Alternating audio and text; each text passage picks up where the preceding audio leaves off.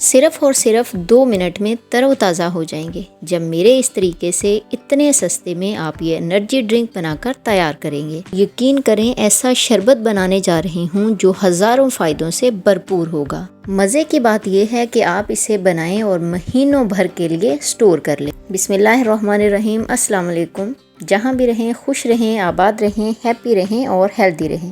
میں ہوں روبیہ اور ویلکم کرتی ہوں آپ کا فوڈ فیسٹیول میں۔ ایک تو اتنی شدید گرمی اور اوپر سے گرمیوں کی چھٹیاں۔ میں نے تو مہمانوں کے لیے ابھی سے ہی یہ ڈرنک بنا کر تیار کر لی ہے۔ اب آپ کی باری ہے اس مزیدار سے شربت کو بنا کر سٹور کریں اور مہمانوں سے ڈھیروں ڈھیر دعائیں وصول کریں۔ تو چلیں جی ریسپی سٹارٹ کرتے ہیں۔ تو اس سے پہلے آپ سب سے گزارش ہے کہ اگر ویڈیو پسند آئے تو اس کو لائک ضرور کیجئے گا، شیئر کیجئے گا۔ اگر آپ چینل پر نئے ہیں تو اس کو سبسکرائب بھی ضرور کیجئے گا۔ تو جناب مارکیٹ میں آ چکے ہیں کھٹے میٹھے اور فریش سے اس طرح کے آلو بخارے۔ گرمیوں میں اگر آپ نے ان کا استعمال نہیں کیا تو آپ نے کیا کیا؟ اس شربت کو بنانے کے لیے ہم نے جو آلو بخارے کا استعمال کرنا ہے وہ آلو بخارے ہم تھوڑے سے پکے ہوئے لیں گے۔ بہت زیادہ پکے آلو بخارے کا استعمال ہم نہیں کریں گے، تھوڑے کھٹے میٹھے سے آلو بخارے لیں گے۔ یہ میرے پاس ہے آلو بخارے تقریباً 3 سے 4 کلو۔ جیسے ہی میرے ہسبینڈ منڈی سے لے کر آئے تو میں نے فوراً سے پہلے ویڈیو شوٹ کرنا شروع کر دیا۔ ہمارے گھر میں ہوتا یہ ہے کہ میرے ہسبینڈ بازار سے فروٹ اور سبزیاں کم ہی لے کر آتے ہیں۔ جب بھی ہمیں 8 دن بعد 10 دن بعد ضرورت پڑتی ہے تو وہ منڈی چلے جاتے ہیں، وہاں سے فروٹ اور سبزیاں لے آتے ہیں۔ ایک تو وہاں سے یہ چیزیں فریش مل جاتی ہیں اور دوسرا اچھی کوانٹٹی میں ہمیں مل جاتی ہیں۔ تو یہ میرے ہسبینڈ جیسے ہی لے کر آئے تو میں نے ٹوکری میں ڈالا، ابھی ان کو واش بھی نہیں کیا۔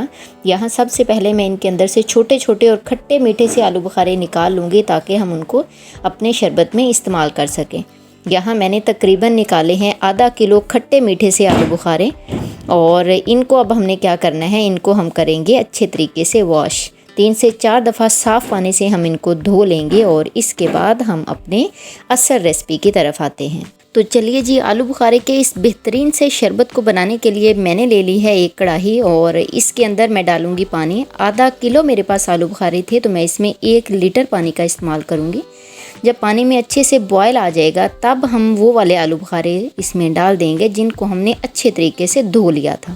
آلو بخارے کو ڈال دینے کے بعد ہم نے اس کے اوپر ڈھکن لگا دینا ہے اور فلیم کو ہم نے میڈیم ٹو لو کر کے اس کو تقریباً 10 سے 12 منٹ ہم نے پکانا ہے تاکہ آلو بخارا اچھے طریقے سے سافٹ ہو جائے۔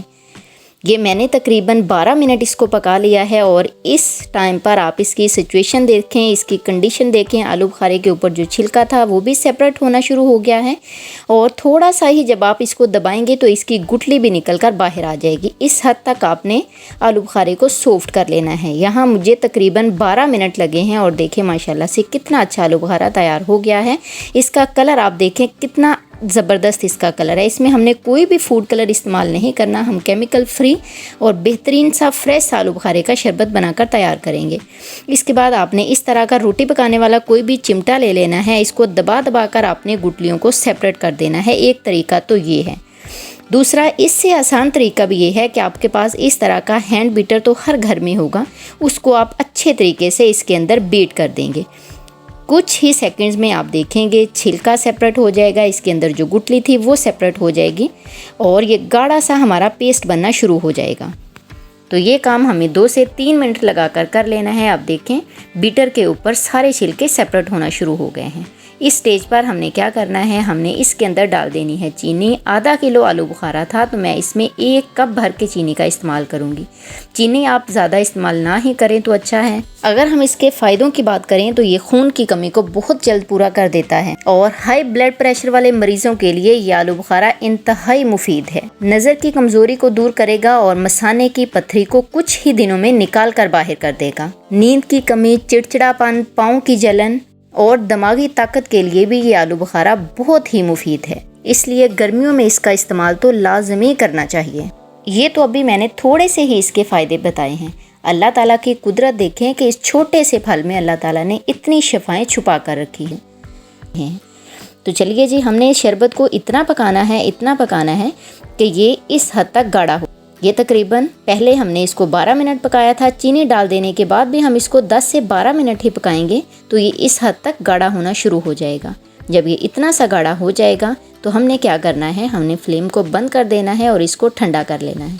अब इसको ठंडा कर लेने के बाद हमने बड़े होल वाली एक छलनी से इसको छान लेना है। इस तरीके से किसी स्पैचुला से या किसी चम्मच से इसको हिला कर इसके अंदर से जितना भी पल्प है उसको हमने निकाल देना है, जितना भी शरबत है उसको हमने निकाल देना है। सिर्फ इस छलनी के ऊपर हमने बीज और जो इसका छिलका आलू बुखारे का हमने बॉयल करते हुए सेपरेट किया था वो हमने अलग कर देना है।